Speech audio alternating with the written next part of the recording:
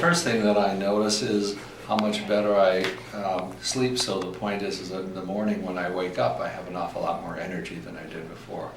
I don't feel as sleepy during the time that I'm seeing patients, and I feel just more energetic.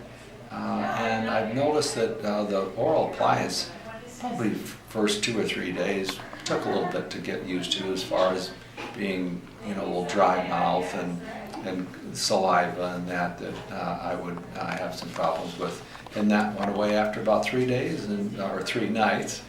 And after that, I've just been fine. I certainly made a difference, and it's easy to use. That's the way I would say it.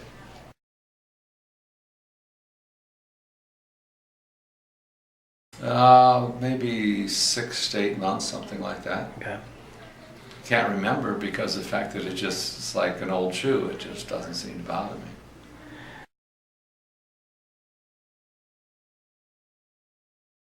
So what difference does it make? It makes a difference as far as your energy level. You're not just as sleepy during the daytime. You can concentrate better. You can think better. You don't have to drink as much Mountain Dew. Almost everybody that I know that has problems with sleep apnea is a heavy Mountain Dew user. They don't think that they have a problem, and then when they have the whatever it is, CPAP, dental appliance, surgery, they'll tell you, some of them will say, not everyone, that they feel 10 years younger. I don't know of anything else that can make a person feel 10 years younger other than having it's not just the snoring, it's of course the sleep apnea.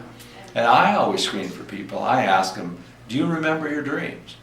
Because if they don't remember their dreams, whether they're sleeping or whether they're having problems with snoring or not, there's a reason why you don't remember your dreams. And that's the number one clue that I have.